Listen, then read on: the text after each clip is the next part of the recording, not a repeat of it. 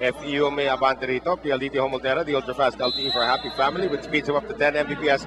Monthly internet for as low as 999 pesos. Kiel on the serve. Atake ulit para din sa UE, and that one will score. Para kay Noel Alba. And what's happening here is yung UE yung nakakapag-connect. Yes. Diba, pagdating sa atake. They're able to connect their attacks either off the block or yung mga palong malalakas din nila in well-placed. Alba on the serve. Marmeto. Habol si Suarez. Sends it to Dolor. Hindi na maabutan to ng UE. So Greg Dolor, quiet pa so far si Dolor para dito sa FEU. Alam natin, this guy can really together. score, yes. 16, 18 points kung gusto niya. Pero hindi pa siya masyado pinupuntahan. Baka kinikilala pa ni Suarez, I don't know. Pero that's your star player. Si Gakutan din. Oh, Although si Gakutan has already Barrica. 3 points. Oh. And itong si Garcia hits it into the net. Actually, meron ka pang kayaban. Yun yung malalakas na pumalo. Si Garcia played really well at their first game. Kalaban pa, NCBA. 14 points. Right. Camposano with a sharp one. The push coming there from FEU and walang tao sa zone 1. Actually, si JP Bugawan is already seeing his first action para dito sa kupunan ng FEU. Another freshman out of Pangasinan. Si Bugawan naman, naka 4 points yan in their game against AIAC. Right. So tied at 5. Camposano. Garcia, Marmeto, Dolor. Lagapay Camposano. Sa kabila naman pinapunta, and that one is strong para kay Abron.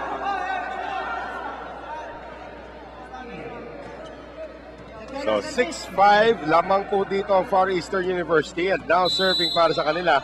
Ito yung sinasabi mong isang Ilonggo kanina, Jessar Navas. Yan.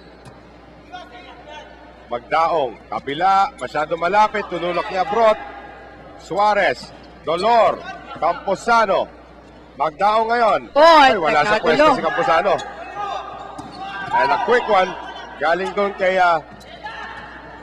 sa FEU. Dolor once again. And Dolor, ginagamit nila sa open spiker. Nakuha na niya this time yung cross-court hit. Gets the point to go. Doon nahilo ang AIAC sa kanila the last time when Dolor came in as the open spiker. In fact, FEU took one set from AIAC. So Dolor able to score there. So ngayon, Navas on the serve. Magdaong. Oh, that's going to be a violation. Double violation. Parang pinalmot yung set. 8-5 lamang po ang FEU kontra sa UE sa pagpapatuloy ng paghatid namin sa inyo ng second set as we send it now to Rina Villamor. Yes, Noel, despite being winless, no pressure pa rin para sa kupunan ng FEU Tamaraos. Katulad nga ng sabi sa akin ni Coach Joseph Santos kanina, his main goal here is to expose on his rookie players para daw makuha nila yung groove nila sa paglalaro. Now, there are 3 things important for them pagpasok nila dito sa ating second set. Una na dyan, they need to attack or their focus on their attack sa quick nila para mas bumilis daw yung laro nila, para daw hindi sila nakikipagsabayan dito sa bagal ng laro ng EA Red Warriors. Secondly is to improve on their service receive. Huwag daw sila mag-focus kung anong style ng pagpalo ng bola ang gagawin nila. Mas mag-focus daw sila kung paano mas magiging maayos yung receive nila sa bola. And thirdly, kailangan mas maging masigla sa paglaro. And with regards naman dito kay Joshua Umandal ng EA Red Warriors, no, reserve daw muna siya kasi daw mas maganda daw yung kanyang nilalaro kapag ilalabas siya during the crucial sets. Kumbaga, finisher siya sa EA Red Warriors. Nawalan Mozi? May ganun na ngayon, ha? May taguan? Taguan. Alam na, napanood na naman ng FEU. Yung ganda ng laro ni Umandal, eh. Pero alam mo, may mga ganyan talaga minsan yun. Tago-tago lang muna ng players para pagdating ng UAP, may goal pa di goalan. Napanood na natin si Umandal. Alam na lahat ng tao na magaling na bata yan. Samantala, lifting against Owen Suarez. That's right. Trying to use one hand on the set. Nakahabol na yung tatlong sunod-sunod na puntos. Hindi pa nakakapuntos ang FEU mula technical timeout. Paano kasi FEU, 2 atake pa lamang so far, 4 na ang nagagawa ng UE at a miscue on the side of the Tams. At sinasabi ni Rico Marmeto, bata, ako ang bida pagdating sa reception dito. Diyan ka muna sa malayo. Siyempre, upo-upo freshman eh. Sige kuya. Roll, Freshman yung kausap roll niya. ko to. Oo. Ayan, si Garcia pa rin ang tumapol. Lalapit na naman si Marmeto. Mukhang tina-target naman kasi ng Oo. UE itong si Garcia. Palitan na ng tao. So now, eto si Dolor will sit down. So Barica will come in. And you can see that yung katulad yan, yung palitan niya, parehong veterano yan. Oo. Pwede naman sana, di ba, na pareho silang nandun. Pero hindi, di ba? So I guess Learning talaga tool binibigyan talaga. ni... Oo. Correct. B2 into the net. So ngayon, isa na lang ang abante rito ng UE. And Bugawan. So JP Bugawan, another rookie out of Pangasinan. As Mikasa is the official ball of the Spikers turf. B2, Magdaong, off the block. Bugawan, hinabol. Here is Barica. At Viento now sending it forward. Napalakas lang ng konting-konti. Pero check ball Check naman ang itatawag. That's why point goes to UE. Well, that was Jeric Ortega. Getting that point. Ngayon, ito naman si Lelik. Suarez, kill! Oh. Kill for the kill. Pwede ba yun? Pwede. Dahil si Alba namang ang nag-iisang blocker. Look at him go for an angle. And at the Ultra Fast Spike brought to us by PLDT Home Montana, the Ultra Fast LTE for a happy family. So Peter the Killer. Killer whale? Killer. At ikaw si Killer whale? Killer. I'm just a whale. Suarez. Kill. Camposano. Magdaong. Muntik na maaksidente. Nice defense there by Kiel once again. Ortega inangat. Camposano. Pero Suarez. Kiel is turned back by Alba. sayang, ganda ng tignan ni Marmeto. Simple kinuha yung palo ni Camposano. Pero eto ang pumatay. I love the energy shown here by Noel Alba. Bata sa bata yan. A 17-year-old against a 16-year-old. Pwede na Look mo mag-bully talaga. yun. Isang taon lang yun, bully. Oo. A rare mistake by Rico Marmeto. Still playable. Ayan nga, free ball. Right. And for Camposano, tries to dump it across. Suarez, Garcia, dalawa na kabang. One more time around, Garcia, doon ulit pinadaan, and this time it's successful. And with hang time, pababa na niya kinuha yung bola, kaya hindi rin na rin na timing ng mga blockers na UE, and UE gets the point. Look at all these fresh O faces. kasi ano to, 14 naman, 14 years old. A lot of fresh faces talaga dito. The future of Philippine men's volleyball unfolding before our eyes here, Tita Moses. Camposano, who will lead the charge of the future. Yes. Among the teenagers, sa mga lalaki, silang dalawa, ni Mark Espejo probably ang masasabi nating magiging torchbearers of the next generation. Galing no? Yung materyales nandyan lang Yan lang talaga. So these teenagers are trying to impress, and they have been impressive. Peter Kiel, Oh, Magdaong, getting that. B2, going over to Camposano. Tinapos lamang. That's right. It's too close to the net. Wanting, just saving that ball, pero hindi na nga nakapasok. So 13-12, baba sa isang kalamangan dito ng University of the East. Served by Kiel. Magdaong, B2, tinawid. Ikot ng bola ngayon para kay Garcia. And he gets it off the block. Mga batang ito, lalakas. Garcia with that off the block point. 13 all. Eto na naman tayo. Sa batang dulo nagkakaroon ng dikitan. Pero the first set, of course, kumalas din ang UE. At a certain point, samantala, Camposano, dinaanan lang talaga sa lakas. Lagi. Madalas yan power hits talagang nagagaling kay Camposano. Correct me if I'm wrong, Tita Mosi, but I got some news that Camposano was recruited by 11 schools na maglaro sa kanila. Dami naman. Why not? Oh, Diba? 3-time MVP nga sabi sa mo juniors, And there is the attack from Navas. Nakalimutan nila Kaliwete. Yan kasi, again, kaya advantage yan Oo. na may kaliwete kang hitter kasi coach's effort on the blockers on the other side. Kailangan tatandaan mo yan palagi. Right. Siyempre, hindi naman ganun eh. Kasi usually, alam mo na kung saan kalulugar sa block. Usually, especially sa women's game, mabilis sila ma-identify pero again, they still score. Like, diba, sa women's game, si Aiza Maiza, Jovelyn hirap eh. Gonzaga. Diba? Sa mga bata naman, si Maylin Paat. Sa mga nakakalimutan mo, Amy Ahomiro. Mga nakakalimutan mong kaliwete Lefty minsan. eh. Pero after a while, you get used to them. Ito nga, kaliwete. Sa men's game, mas mahirap mag-spelling dyan. Pang malakas. Very out. Pang Philippine Arena yung serve. Pang football field. Kaya sasabi, no? Lumaki venue, pati court mo lumaki. 15 all. Ano kaya, one day talaga, that's a good modest goal of volleyball. Ano? Maglaro naman, ma-sell out ang Philippine Arena. That's possible. Ma-open naman hindi. Oh. Why not? 16-15. Lamang po dito ang UE ng isa. Second technical timeout. We'll be right back.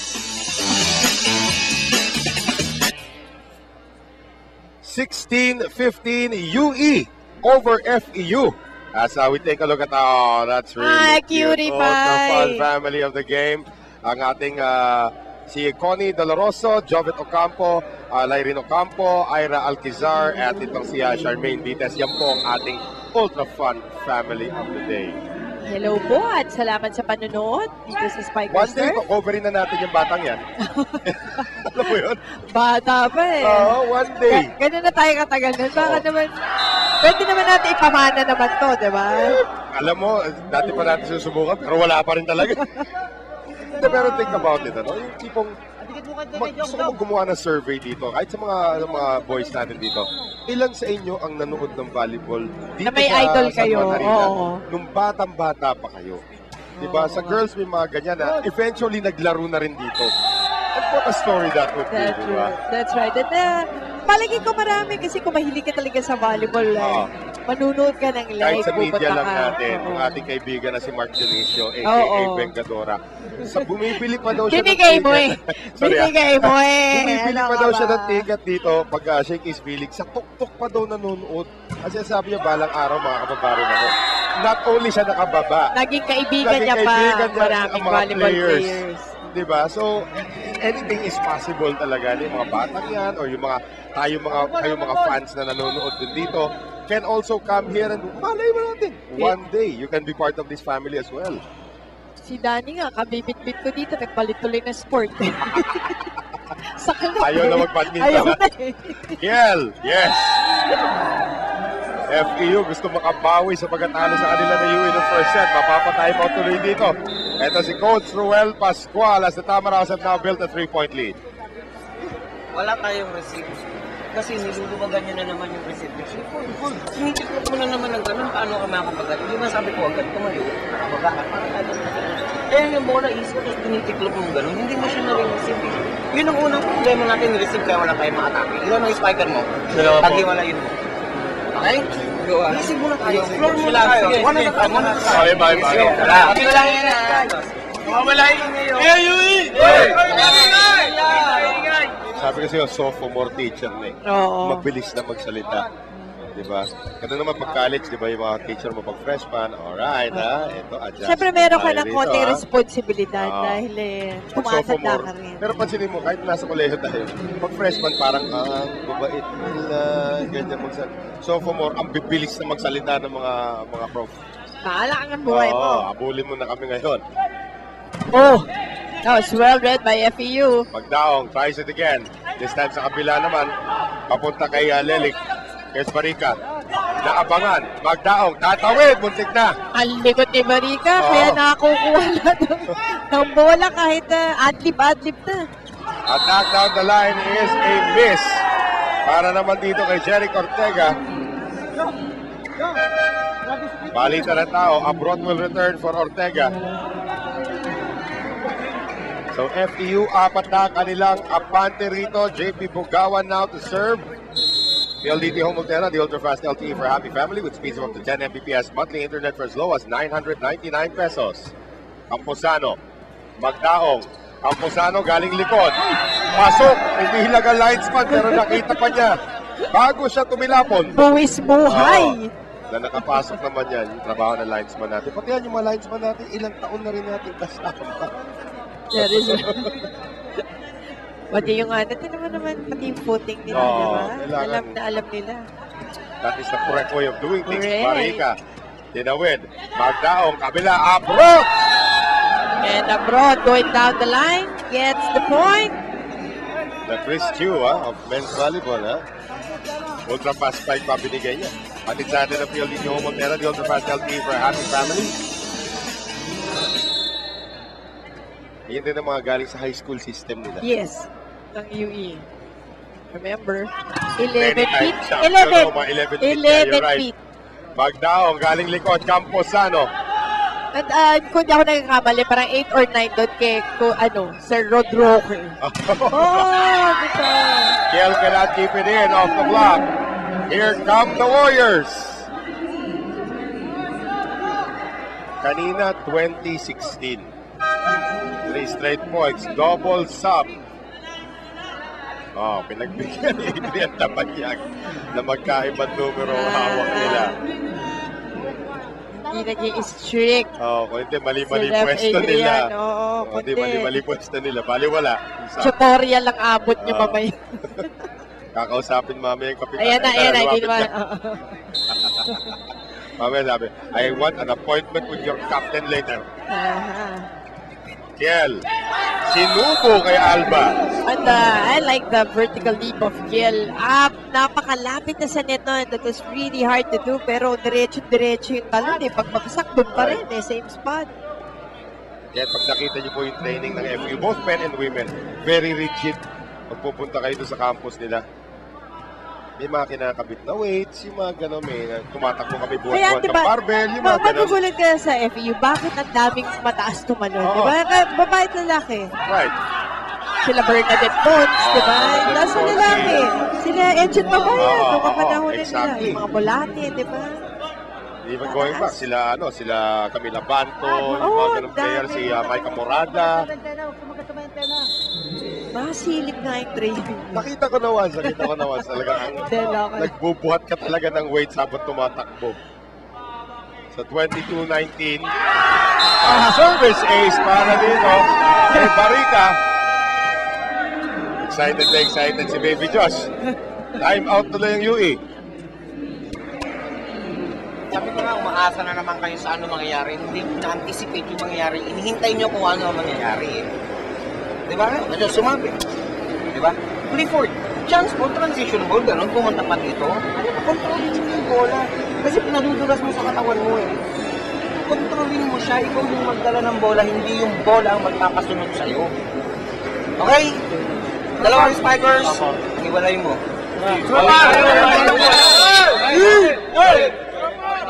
Of course, referring to Clifford Inoferio, yung kanilang libero na talagang double time ang kailangan niya gawin. Down sila by 4. And at the latest portion already of the second set. So itong FEU looking to tie things up on the serve of Baby Josh 09 on Twitter. Ayan po. Joshua Barica on the serve. At don't follow me on Twitter. Ay, follow nyo na lang si @mydugout. Yun na lang, marami pa kayong makukuhang wala na tayong hashtag na magagamit Positivities na bago. lang, please, ha? Ayun. Requirement lang naman nakita mo si Positivities lang. Marmeto. At ito ngayon, silang sending it over to Gakutan. Ayan na, at work ay ang mga veterano ng FEU. Barica, Gakutan. Hindi pa nga nakapasok dyan si Dolor ngayon. So, Jeric Gakutan with 4 set points to work with.